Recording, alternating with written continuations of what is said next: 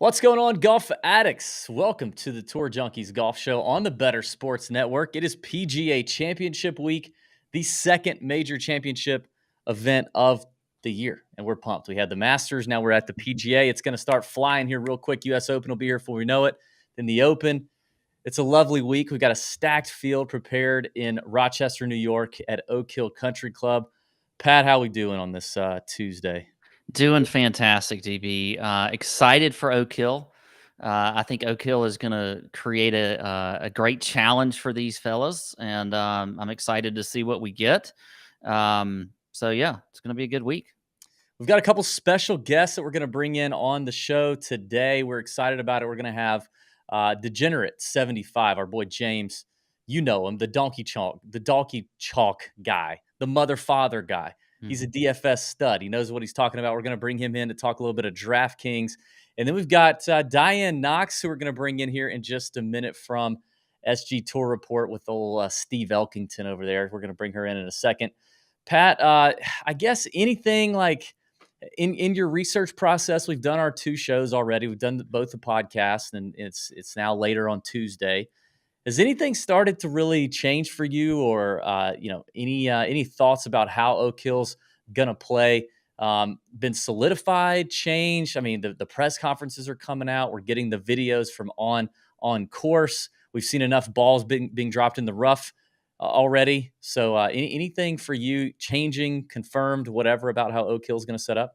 I haven't had any major changes. I mean, I think that for the most part, we're hearing that it is certainly going to play very difficult and more U.S. Open like. I think you and I have both heard a couple times Winged Foot as being kind of a good comparison golf course to what we're going to see this week.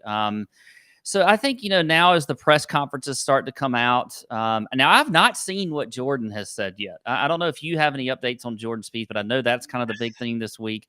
So that's kind of what I'm waiting on, really. But other than that, yeah, not a ton of changes for me. I haven't seen Jordan in front of a mic yet. I think we just saw going around Twitter that he showed up for a practice round. I saw that someone tweeted, I think it was somebody from Golf Channel maybe tweeted that he went through a full warm-up. He did his full warm-up on the range. He hit every club. He looked fine, and he was going to play 9 holes, I think, with Rahm. So, we've talked about Jordan over the last couple of weeks. We heard the little rumor about him at the Wells Fargo. I don't know how injured his wrist really is. We shall see. If it is bad, I can imagine hitting out of the rough is going to be a challenge for him, as it looks pretty thick and juicy. I have been keeping up with a lot of the pressers. I've watched all of them, I think, for today on Tuesday. Rory's had a different vibe, Pat. I listened to a lot of it. And I know exactly where you're going to go with this. What do you think? Like, what do you think? I mean, there was a little bit of kind of, I don't know. Like I want Rory to be a little more fired up about. Didn't seem fired up at all, did he? Like just at all about anything, really. He's just kind of like, yeah, got my family up here. I'm not really, I'm good with how things are. I think to this point I've been successful. Yeah. I mean, I get it. That's fine. But I want a little more fired up Rory, I think. I don't know. It's like he's going through this metamorphosis, trying to figure out what he actually needs to be to win a golf course or golf tournament. Like he just doesn't know.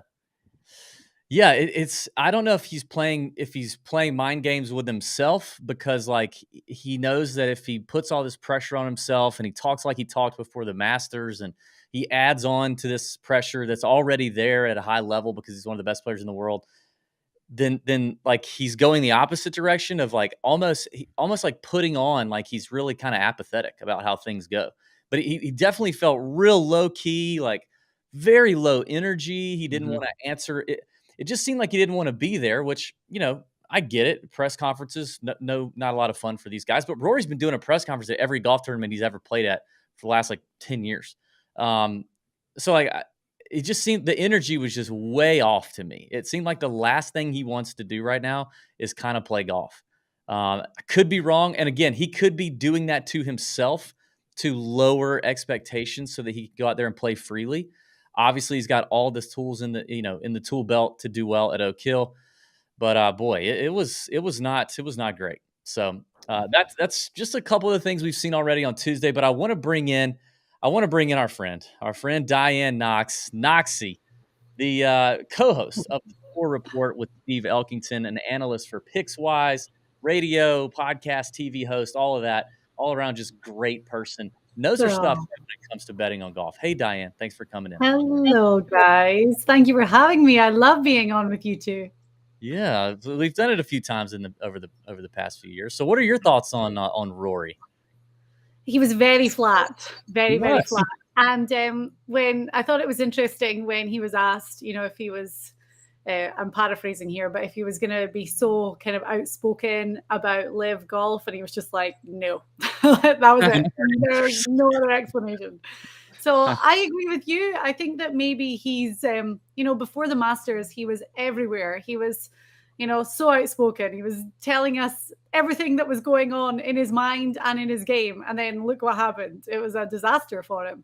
So maybe he is kind of playing it down. And, this week, obviously, his wife is from Rochester. He's an honorary member of Oak Hill. So maybe he is just trying to fly a little more under the radar and wait to see what happens. Yeah.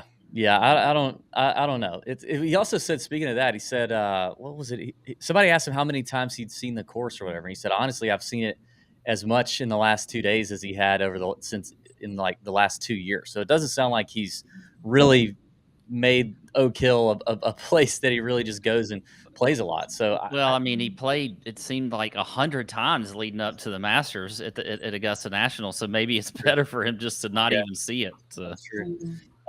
Well, Diane, talk to us about what's going on for you this week. I know you're obviously working on a lot of content for, the with old Steve, with old Elkington in there, obviously PicksWise. What are you putting out? Who do you like up top? Talk to us about some of your favorite bets up top. Yeah. Well, we have the tour report, the show that I do with Elk, and that'll come out tomorrow morning. We actually interviewed Jason Duffner today, which was really insightful because Duff won the PGA 10 years ago at Oak Hill. So it was really cool to hear his take on the course. He went into shooting 63 on the Friday, and then how he managed to keep that going and stay calm. And obviously the course has changed a lot since then with the renovations, but he was just saying that you're going to need to be great off the tee this week. Long hitters are going to have an advantage, but you're going to have to be accurate because I heard you talking about it at the top of the show there. That rough, even though it's not overly long, it's going to be so thick and dense that it's going to be so tough for these guys to be able to hit their spot. And then those greens look so severe as well. I think it's going to be hard. It's going to be interesting. Duff was saying he won at 10 under, but is anyone going to get anywhere near that this week? I was going to ask, I saw an over/under yesterday, I think, floating around one of the Vegas books at like 10.5 under as the mark. And then doesn't it feel though like we've done this with other majors in the past? We're leading up to it. Everybody's talking about, oh my God, it's going to be so hard, and there's no way they're going to hit 10. They're going to break 10 under, double digits under par. It's going to be like I heard a couple people today talking about 5 under being the winning score, the weather, the rough, and then a couple of guys go out there and they shoot better than 8 or 9, 10 under, and somebody wins at 12 or 13. Do we think that's in the cards? You never know. I mean, the caliber of these guys is ridiculous. And we say it all the time. And, you compared this PGA Championship to a US Open. And, they always make so much of how difficult the US Open courses are. And there's been times where we've been like, okay, it wasn't as bad as we thought it was going to be. The caliber of the talent at the top of the field is just unbelievable. So a Rahm, a Scheffler, you never know what these guys are going to go out there and do. So Diane, if you think about and you mentioned the top of the field here. So, and obviously we could talk Rahm and Scheffler. I mean, that they're the favorites here, and it's, you could go one way or the other. But if you're talking about other guys up in this range, like maybe say up to 30-1, like who are some that you're looking at that are your favorites, outside of Rahm and Scheffler? Well, my favorite is outside of 30-1. Okay. Well, you can go there too. Yeah. I don't want to limit you. Juicy. Take the I think chains it's off. 35 to 1. I think 35, that was the last I saw. But Cameron Young, I love Cameron Young this week. And I know a huge thing in majors is having that experience. And there's nothing that's going to prepare you for coming down the stretch on Sunday in the lead at a major. And we saw it from Mito, poor Mito, bless him, last year. Bless the lad. Which was just horrendous to watch. And this guy has never won before. Cam Young hasn't won on the tour. However, he finished runner-up at the Open Championship last year, third at the PGA Championship. He's like an enormous hitter, third biggest on the tour right now. I was looking at his strokes gained off the tee stats, and he's within the top 20 off the tee. I love Cameron Young. He's also from New York, and I think these conditions this week are going to be testing for the guys, that maybe aren't used to it. We're going to have cold temperatures in the morning. Some days it's not going to warm up the way that they've been used to playing golf of late. And Cam Young's going to not only be used to the weather conditions, but he's going to be used to the grass, used to the turf, used to the rough. And I really like him this week. Something is telling me to pick Cameron Young, and I can't ignore it. Do you think having Paul Tesori on the bag is also a little bit of an X factor now for him? Huge, huge, huge bonus. I mean, we saw that with Scheffler when he got Ted Scott. That's really, and I'm not saying that it's down to Ted Scott. They obviously formed a great bond, but he's helped him, leaps and bounds for sure. And that experience, you can't fake that sort of experience. And Paul Tesori has been there, done it all. So they're going to be a real force to be reckoned with going forward. And we know that Cameron Young's going to win. It's not a case of if, it's a case of when. And he's already proven that he can hang with the big boys at the majors. So I love him this week. Do you, with Cam Young, do you think that, because I was looking at him, he was super popular a couple weeks ago, right? As we were looking ahead at the PGA in New York, all this stuff. Yeah. And then he kind of pissed off a lot of people at the Wells Fargo. He was high owned in DFS. He was on everybody's card, including mine, I think. And then he just kind of flatlined. And as you start to look at Cam Young's year up to this point, and you compare it to his year last year, it seems to me that he's not quite as sharp now as he was then. Like last year, for example, from January to the PGA Championship, he had he had three top 5 finishes, and he had like 6 top 20 finishes. So far in 2023, he's got 2 top 10s, and I think 3 top 20s. That's it. It feels like maybe it's short game related. I think the ball striking is all still there. He's not he's not making as many putts. I don't know. It just feels like he's getting less chatter this week than I would have thought he would 3 weeks ago.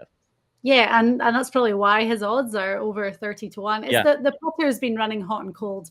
But, when these new guys come out on tour, look at Taylor Montgomery, started with an absolute blaze and had all these incredible finishes. And, then it tails off a little bit. Surely it's natural. Tom Kim's another one, I guess, we've seen 2 wins from him, and then it slows down because they're not going to be able to run at that pace and play lights out week after week. I think we set expectations so high on these young guns when they join the PGA Tour. But, Cameron Young, he's going to feel at home this week. I know he's from not so upstate in New York, but I think there's going to be an element of him feeling very at home and comfortable there this week. So I don't know, maybe it's, that could help him put it all together. And I think the way that these greens are, from what I've heard, having incredible putting stats heading into the week is not going to be as key as it maybe would some other weeks. I think the premium is going to be on ball striking.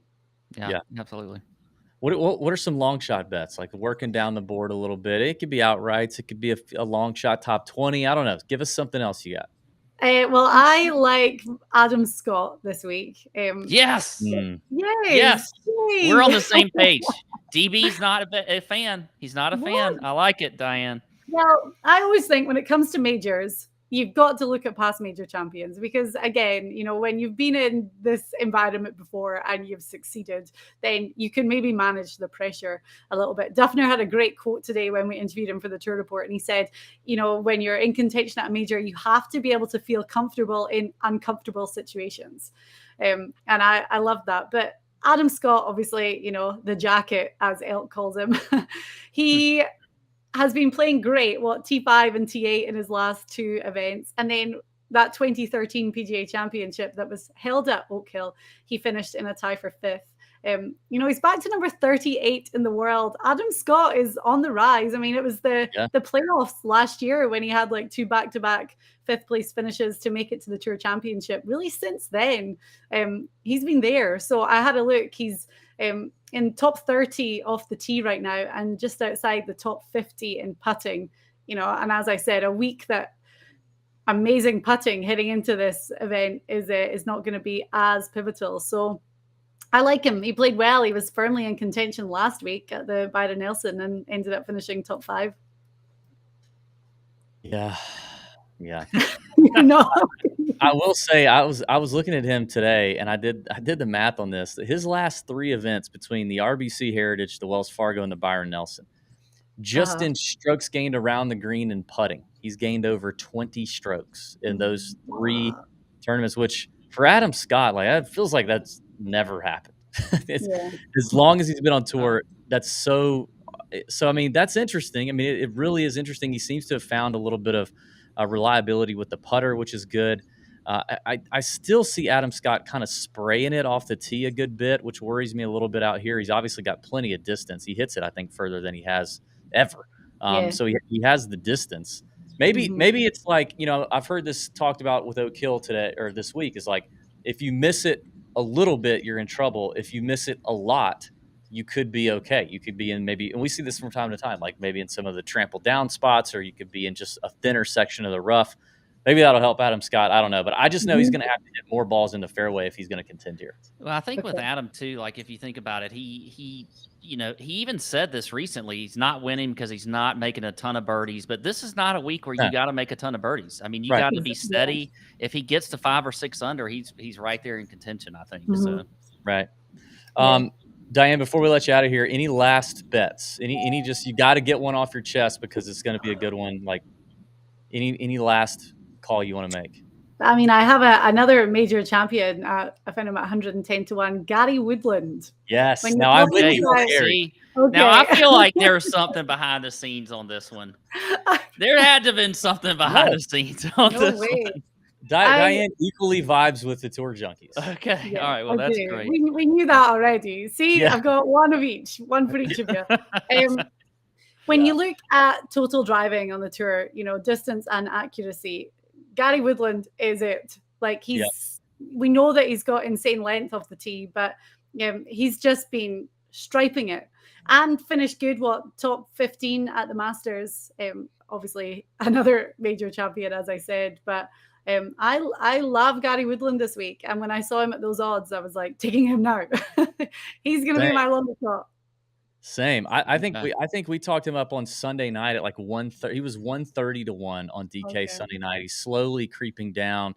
It'll be interesting to see kind of, how it shapes up tomorrow. I'm kind of watching for him in some of the head-to-head markets to see what the head-to-head bettors are going to do with Gary Woodland and see if they're as bullish on him as I am. And apparently you are. He's scary Gary. He is. He's scary Gary. Yeah, he's always scary to roster. I never feel like I'm going to get him right. It's a lot like Adam Scott. I get it, but this week I'm in. That's what's so weird is because usually I like Gary. Like over the last year, you just hammer me when I like Gary Woodland, and then the last few weeks you've been all over him. I don't know what's going on. Okay, well, I was looking back at his off the tee stats. He's gained off the tee in every event he's played since October last year. He's mind blowing. Yep, and you got to do that here. I think Tony Finau said it today. He said this whole golf course starts off the tee. Like you have to be in position off the tee. There's no question. It's not like Augusta. Like Augusta, sure, being good off the tee is fine, but everyone talks about how it's a second shot course, right? There's room at Augusta. So really, you start to win the Masters with your approach game. Here, like Tony said, like you cannot not hit it long and straight here. And that's what Gary's doing best. So I'm with you. All right, before we let you out of here, I want to bring a picture up on the screen, and I don't know what it's going to look like here, but who is this, Diane? Who do you think? Can you tell me who this is? I saw you guys tweet this today, and I had to read the replies. The person that said that it's the pigeon woman from Home Alone 2 lost in the dark. I was like, oh my gosh. That is so So do you know who it is? It's Jason Duffner. I knew yes, that. It's Jason Duffner. Did you hear? Well, we just put our interview with him out, but did you hear why he's not playing this week? No. He's having a baby at the weekend. Oh man. Yay! Wonderful for Duff. I know. Isn't that so great? So he was telling us all about it. And yeah, he's obviously... They said this is going to be like his second major. That's what him and Elk were talking about. I'm like, oh my gosh. Oh dear. This new mom. I'm like, oh. It would have been funny for you to pull that picture up and ask. Yeah, it would. That's a tough scene. I saw, didn't Justin Thomas take a selfie with it and was like, oh, I didn't see that. This guy, yeah. All right, Diane, tell the people where they can find you, and thanks for coming on. Oh, no, thank you for having me. And yeah, the Tour Report, our podcast, it comes out this afternoon, so you can check that out on all the podcast platforms. We have that exclusive interview with Duffner talking about his victory in 2013 and about the course and the baby, obviously. We've got that on our YouTube right now. Just search for Secret Golf. And our Tour Report show is going to be up there tomorrow and on all of our social channels. Awesome. Thanks, Diane. Good to talk to you as always. Appreciate it. We'll have you on again sometime. All right. Good luck this week. Thank you, guys. Diane. We got to take a break. Tour Junkies Golf Show coming right back on the Better Sports Network.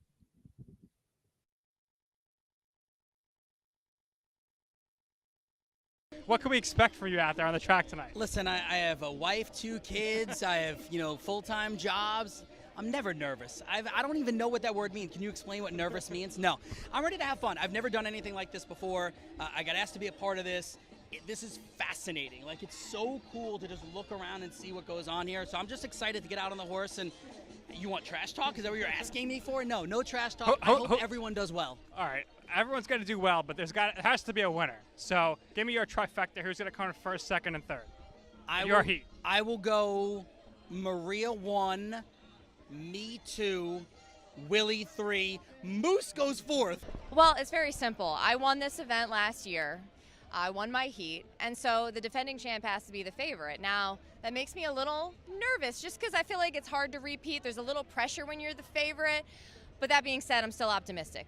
So your heat, it's you, yes. Moose and Keith from Better Sports Network, and Willie Colon.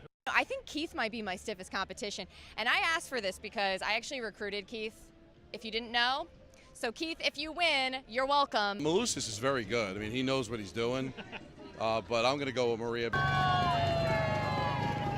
Keith is waving to the crowd. He must pay attention because they're off. It's Mark Malusis going for the lead.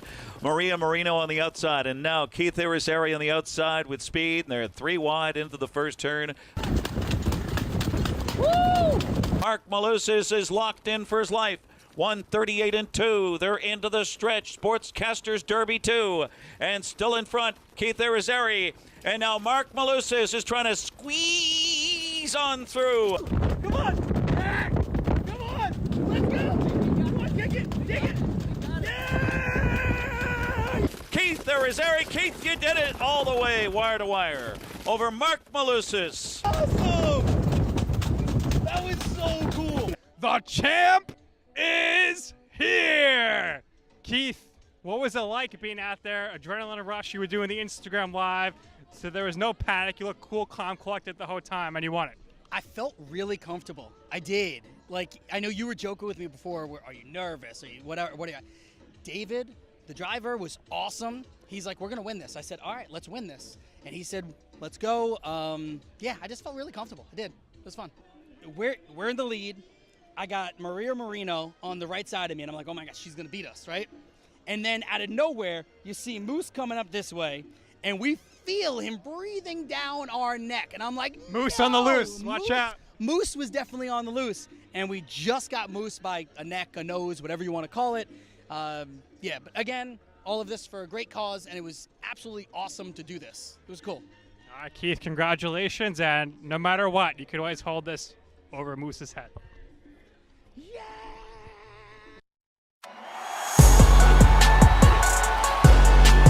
Tee off with the Tour Junkies on Better Sports Network.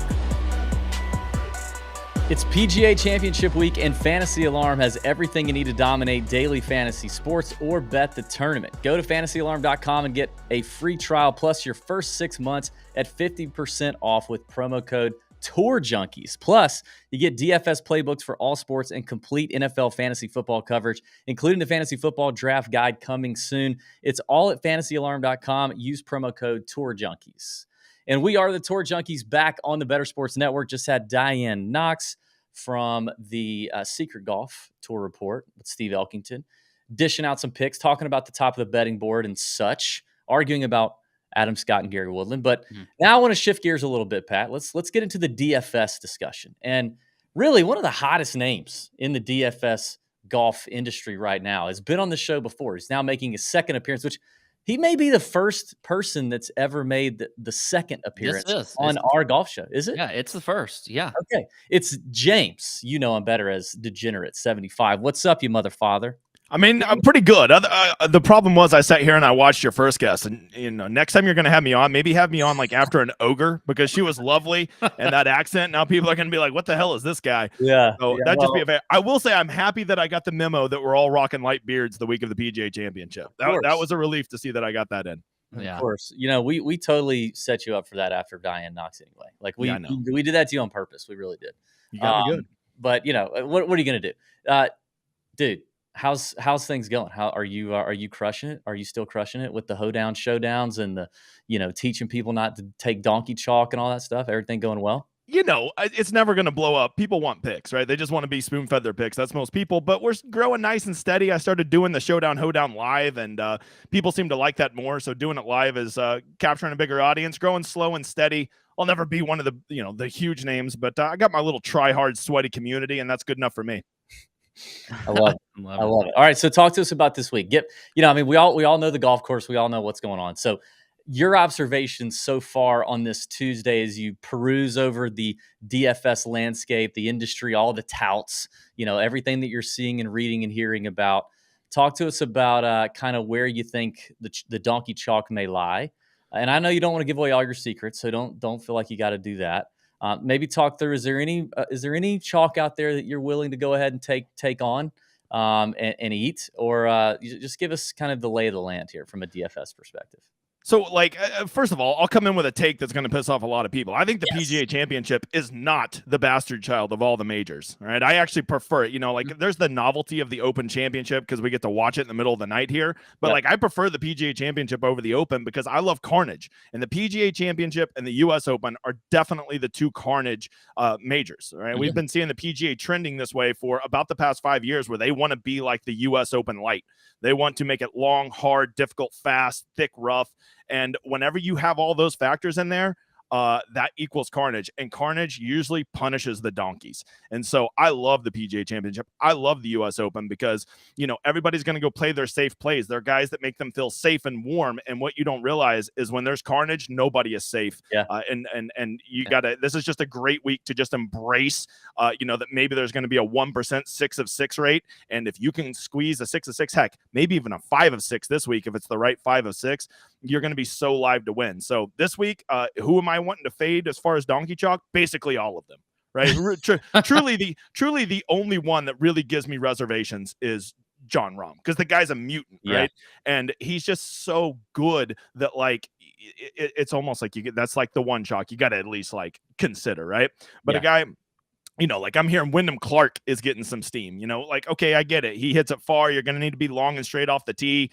Gary Woodland is getting steam. He's been great off the tee. And those are things I want to see too. But at the same time, things happen, right? You can get in the rough. You can get one of these bunkers and have to hit out sideways, and ugly numbers can pop up quick. And before you know it, a gust of wind put you in the bunker. You leave a couple in there, and now you got an 8 on the card. You're missing the cut, brother. So I'm not afraid to just fade those guys and go play, just go play all these pivots that nobody wants to touch in the 7K range.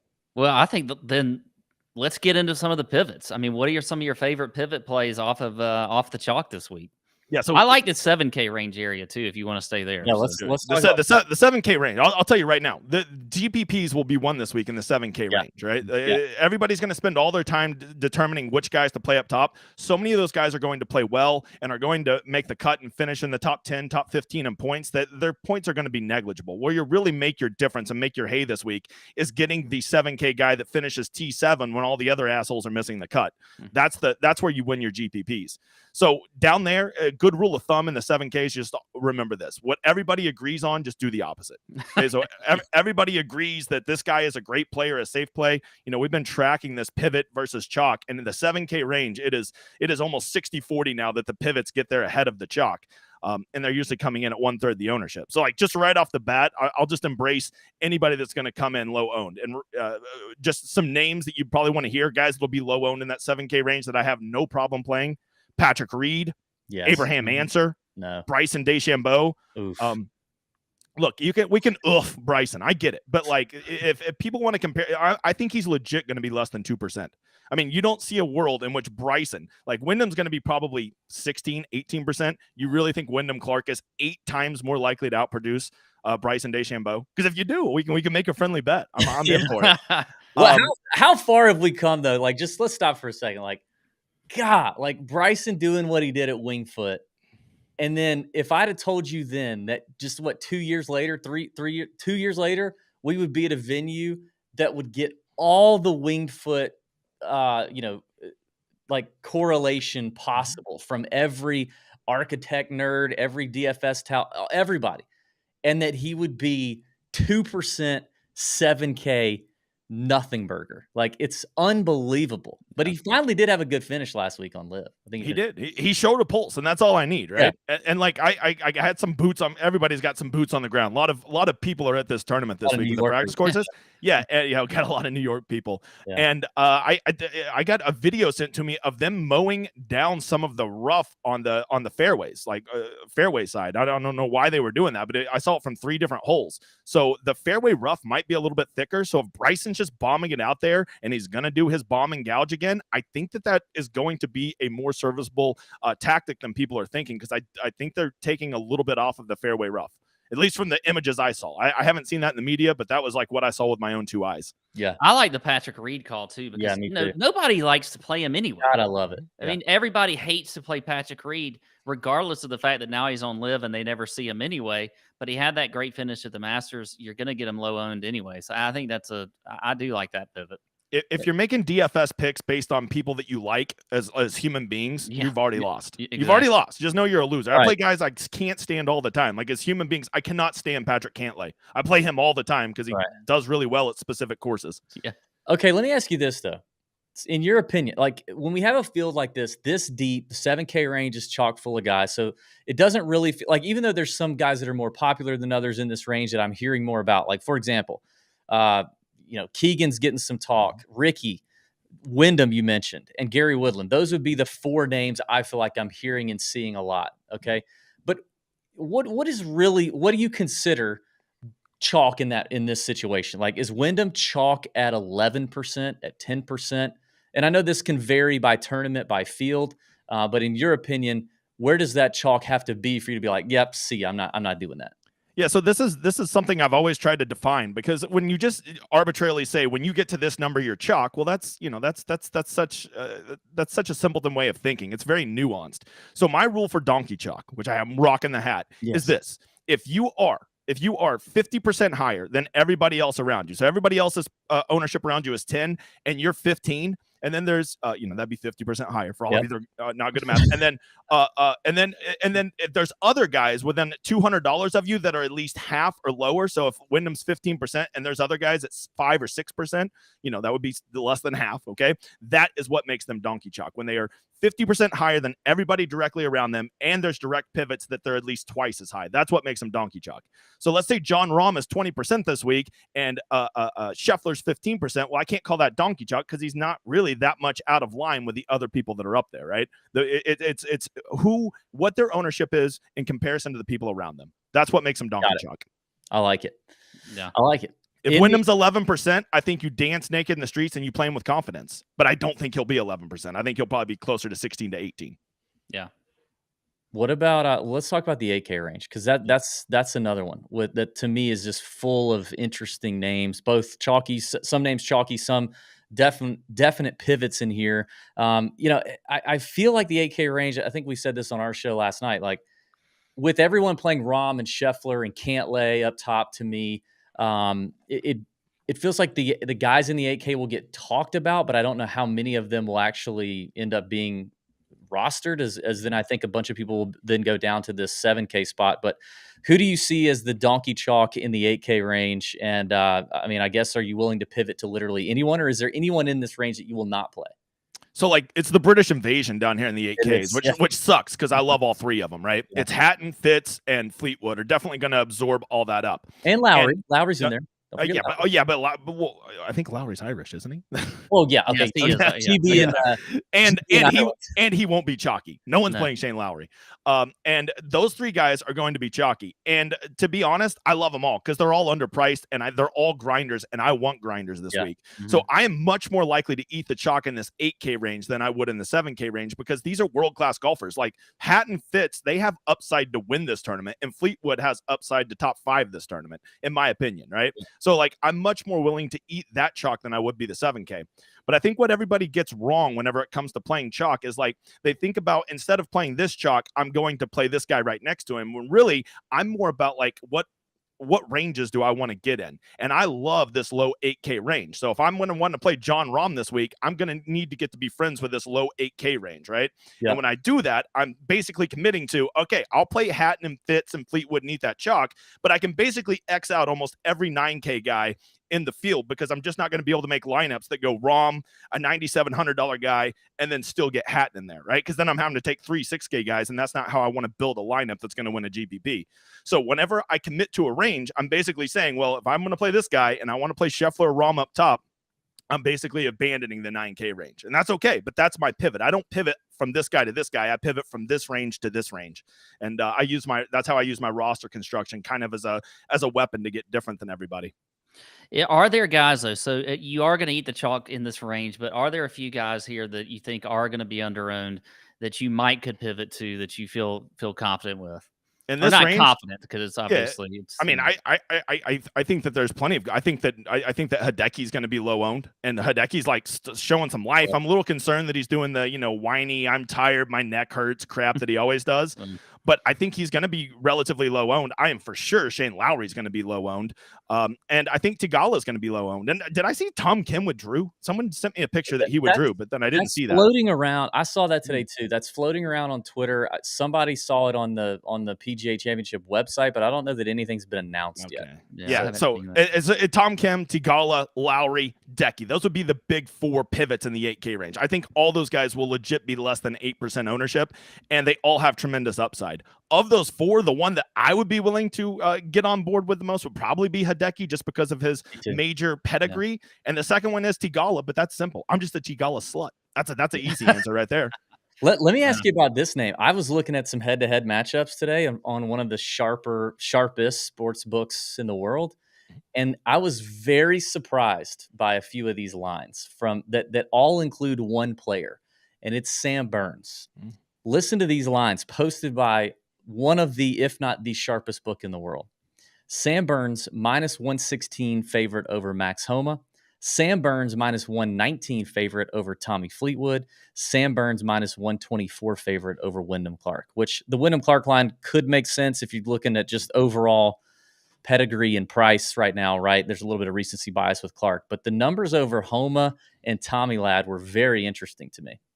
Yeah, that's really weird. I would honestly think that Homa would probably outperform him more than 50% of the time, but the times that Burns outperforms Homa, he would boat race him, right? Like Burns is a guy that I could see winning this. And so like I feel like Sam Burns is going to finish top 5 or miss the cut. I feel like that's the 2 things that happen. Yeah. And so because of that, I wouldn't actually like him in a ton of head-to-head bets, but I guess, Vegas, they tend to know their stuff. So I have to assume that that there's something there, and maybe my perception of Sam Burns being an all or nothing guy might be wrong. It does feel like he kind of is that, right? His irons are so hit or miss that if he's having a great iron week, a good iron week, then he can boat race the field. If he's not, it's usually really, really bad. Plus, we're not on Bermuda, right? And he's Bermuda Burns. Yeah. Well, okay, can I talk to you? I want to just pick your brain for a few more minutes here. We'll get you out of here. We talk a lot about chalk with you, and obviously it's you know your stuff. You know what you're doing. In terms of like, how do you approach a major from a player pool perspective? You talked a little bit about lineup construction. So I guess player pool and kind of narrowing that down, tightening. Do you kind of go a little tighter in majors? Do you plant your flags and really like nail down a core in the top couple ranges and then kind of sprinkle it in with guys at the bottom? And how would you recommend somebody who's maybe new to this getting into DFS? How would you recommend they do it if it's any different than how you do it now? So the first thing you want to do is like look at the contest that you're wanting to play, right? If you're wanting to play in the 50-cent mini max and when you want to put 150 lineups in there, well, then obviously you're going to want to have a much bigger player pool and you can make those decisions. If you're, I'm probably only going to do about 30 or 40 lineups across some, higher stakes entries this week. And so whenever I'm only doing 30 or 40 lineups, my player pool will be something like 16 to 18 players. I'll keep it extremely tight. So if it hits, I'm going to have a good combination somewhere, right? Mm-hmm. Yep.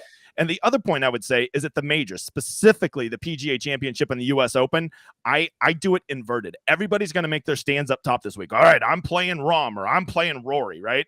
And I actually am going to kind of whore out up top. I'm going to play a lot of those guys roughly around the field average. And I'm really going to make my stands in the 8 and 7Ks. I'm going to look at the weather. I'm going to look at those guys, anybody that just has a slightly better chance of making the cut, because getting those 7K guys through the cut and having live 6 of 6s on the weekend is what it's all about. And almost all of the studs are going to make the cut. Sure, 2 or 3 assholes are going to blow up and miss the cut, but almost all of them are going to make the cut. You drop down to the 7K range, probably less than 50% of those guys are going to make the cut, and getting those guys right is what's going to win you GPPs, win you money, and most importantly, give us a sweat heading in. So that's what I like to do is I spend most of my time in that 7K trying to find any little edge I can to get those guys through the cut on Friday, and then let's just see what happens on the weekend. Love it. On a major championship week where it's a course like this that we've not seen in 10 years, right? How do you approach showdown round 1? Are you going a little lighter in showdown round 1? I mean, you're kind of the showdown king too. So what are you looking at for round 1? It looks like from a weather standpoint, it's going to be the least amount of wind we'll see all week, but it's going to be freaking cold in the morning. Yeah, which is weird because generally speaking at Showdown, when all things are equal, we always play morning guys because it's just, softer conditions, less trampled greens, blah, blah, blah. But I'm literally looking at the updated wind projections for Thursday right now. And all day Thursday, as far as wind goes, looks like a nothing burger. They're going to have perfect conditions out there. However, and this is something that people don't factor in enough, it's going to be cold till about 11 a.m. So a lot of those guys are going to play well over half of their first round. The morning guys are going to play well over half of their first round in under 50-degree weather. And the ball don't travel the same in 50-degree weather. And on a hard course, whenever you can't even trust your distances and you're having to guess on your distances, that is not a great situation. So weirdly enough, for round 1 showdown, I'm going to wait till tomorrow to do this because we need to get the most updated weather. But right now, my lean would be I need guys that go out the very, very latest of the morning guys, or I'm probably going to lean towards afternoon guys. Yep. Looks to be the case. Awesome, dude. Well, we appreciate you coming on. Again, I think you're the first 2-time guest in history of the Tour Junkies show on the Better Sports Network. So thanks for being available. Gotcha. Hey, I better see you. I'm going to be doing some live streams tonight of those best ball drafts for the Albatross. I better see you in some of those drafts tonight. We got to get that thing. I want it to overlay, but let's get our money in too. I know. If I thought about that today, I was like, God, I got to do some drafts, but I don't have any freaking time, dude. I'm doing so many damn shows and all the content and stuff, but I hope to get a handful of drafts done over there on Underdog before Thursday. So thanks, man. Tell the people where they can find you, what you got going on. Yeah, so Degenerate70 at the Degenerate75 on Twitter. I have a YouTube channel, Degenerate75, and I have a website, degen75.com. Pretty good little community, the little community that could. That's who we are. We do Showdown. We do all things PGA, and I'm just the leader of a bunch of sweaty tryhards. Are you going to do college football again this year? Oh, absolutely. There's no bigger edge in DFS than college football. People are like, "What the hell is a Georgia Bulldog?" I'm like, oh, that's a very good football team that has a lot of guys that score a lot lot of points. Yeah, we know that's a lot. You guys live down there, so you just assume everybody knows college football. Have you ever met somebody from upstate New York? They're like, what's college football? They don't even know. They don't even know. That is true. Is that where our draft picks come from? Yep, that's where they come from. Yep. We just got the number one recruit in the 2024 quarterback. Oh, I saw Raiola or whatever. Yeah. What is his like uncle or dad, the old badass center from the Lions? That's his dad. Yeah. Yeah. Okay. Yeah. He looks like freaking young Patrick Mahomes, man. You think you're gonna throw a curveball at me and I'm not gonna knock it out of the park? Come on, I love it. Come on. Listen, James, thanks for coming out, dude. We appreciate it. We got to take another break here on the Tour Junkies Golf Show. So go check out Degenerate75, and we'll have you back on again, brother. Sounds good, guys. All right, coming right back on the Better Sports Network. Let me talk to you, Vlad, about an award here that I thought was very, very debatable. And it was Cy Young in the National League. In terms of odds, it's Strider at plus 230, Zach Gallen at plus 215, Clayton Kershaw plus 1,000. Clayton Kershaw, to me, his numbers are phenomenal and better, or at least right there with these other two. Strider was my preseason pick to win the award. But Clayton Kershaw at plus 1,000 compared to these other guys with similar numbers in the plus 200s. Like, let's bang on Kershaw and hope he doesn't get hurt, right? Where are you at with that, Vlad? Yeah, those are great odds. I think the only concern that fantasy players and Dodgers fans had before the season started was innings limitations. Just wanting to make sure that he is fully ramped up for the playoffs. And as some teams do, you sometimes get those phantom IL stints. And we might see that sometime maybe around the All-Star break with Kershaw just to preserve his arm over the second half of the season. But, man, he's a great pick. If you're telling me those are the odds, that's really, really nice. I do love your Spencer Strider pick. I think that's what I would have done in the preseason and bet on him. He's an absolute beast. So, but Clayton Kershaw at plus 1,000, those are phenomenal odds. And you mentioned Zach Gallen. He's incredible too. And looks like Arizona has been in the hunt there in the playoff. Well, so far it's early. Dodgers, maybe Padres will be in competition for that division. But yeah, that's a nice three-way race, and we might see some other players pop in there.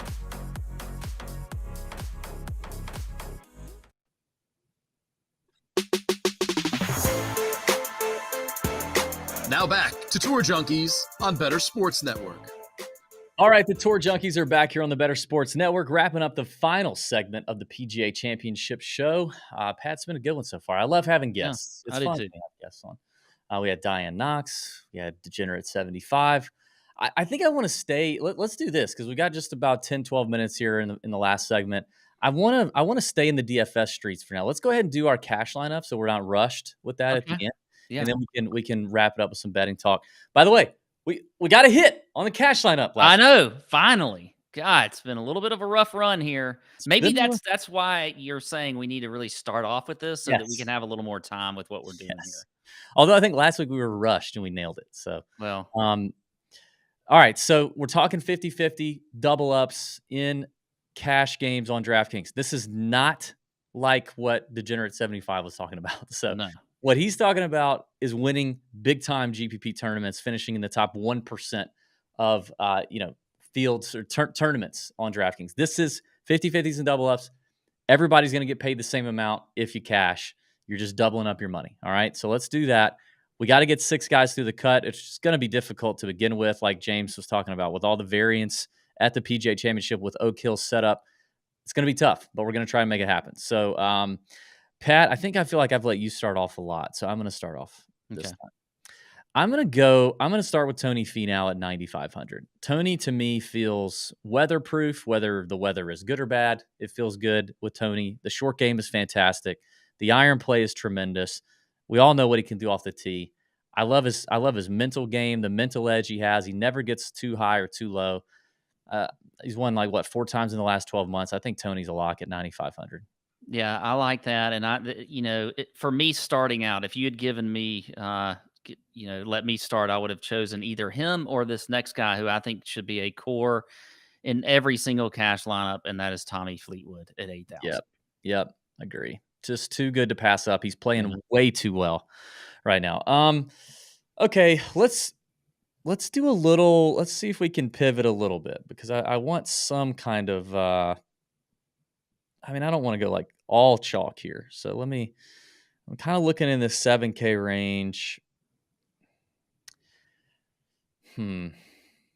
I think I want to go with the Patrick Reed in a cash lineup.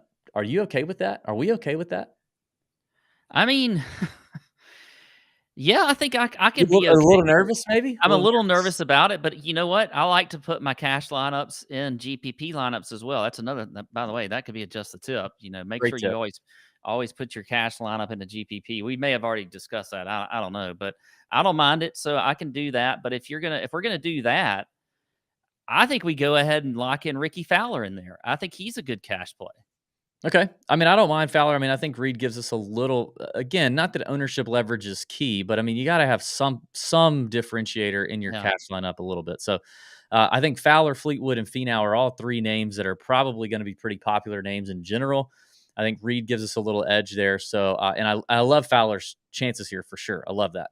So I'm in there. Now Degenerate75 thinks that Shane Lowry is not going to be a popular play.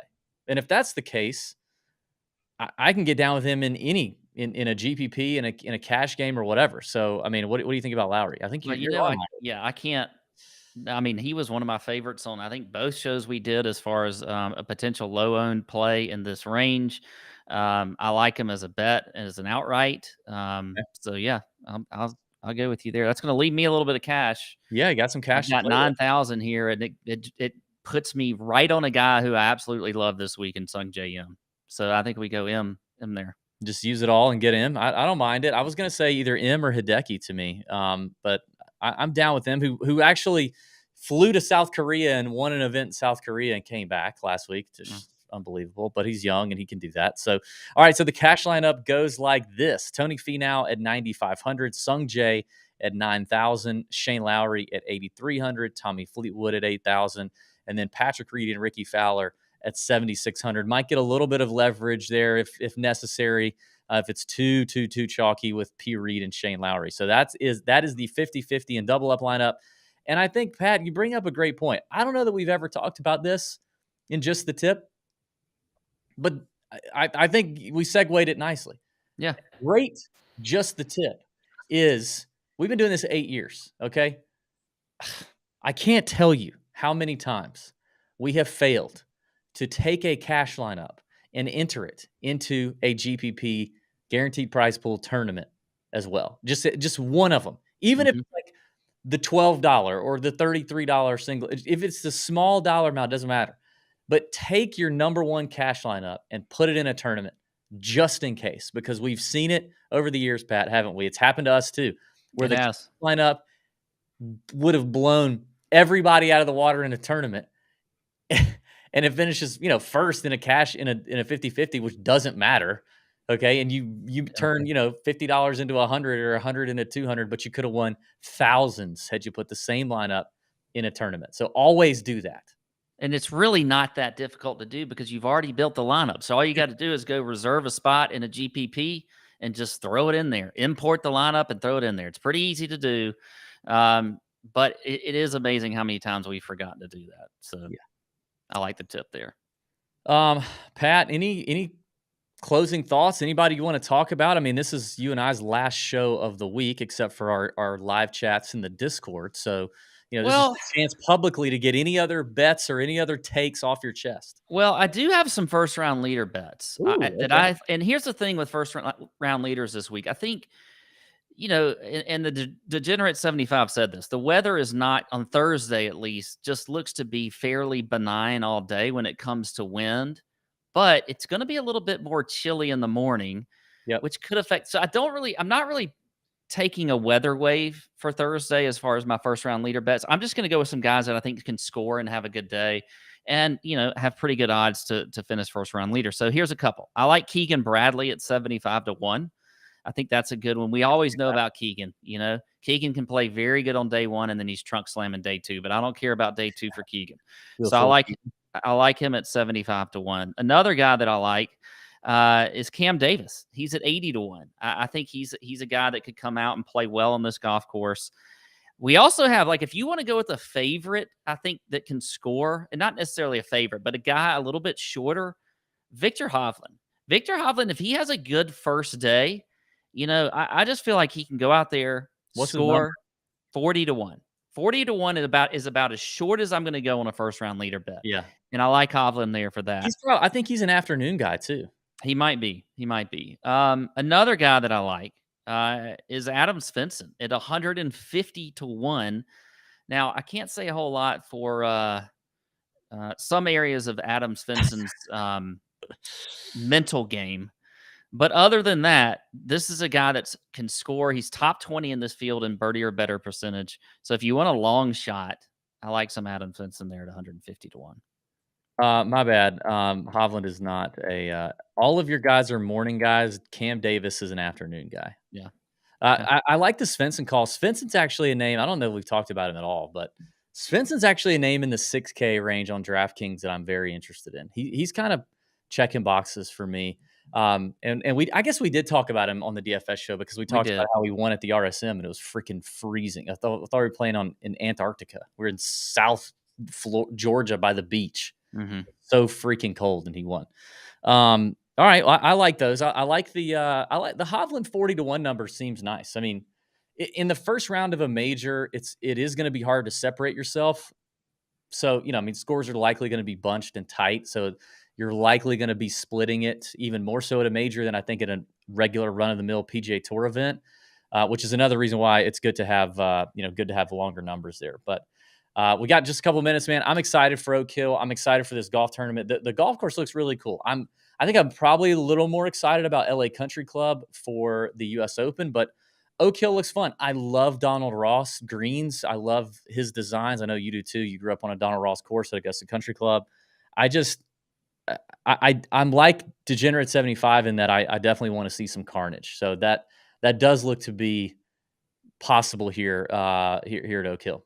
Who's the one guy then? I'll ask you this: if you're going to see carnage, who's the guy that up top that could trunk slam?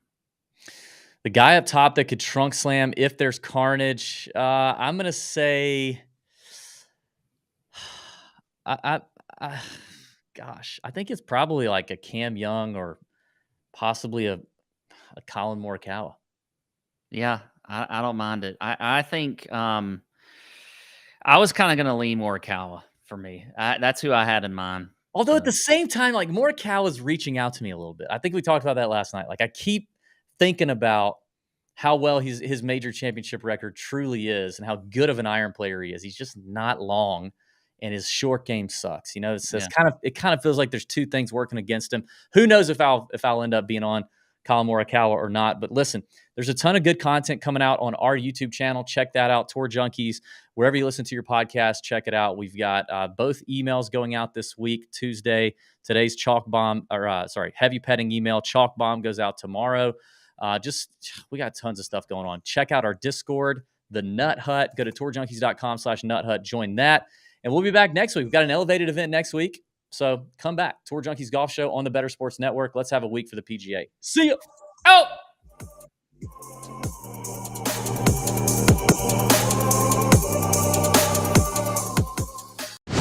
Better Cast. Russell Westbrook and Kyrie Irving need to worry about the action on the court and leave the fans alone.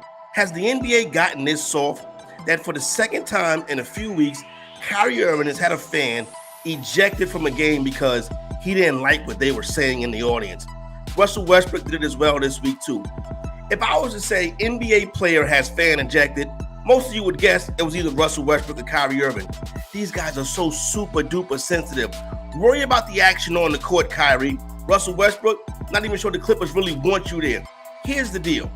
When you worry about and focus on what's going on in the court, you don't hear what's happening courtside. Now, referees also do a better job. Earlier this season, Shannon Sharpe literally challenged a player on the court. His whole team came over, family members came over, and Sharpe wasn't ejected from the game.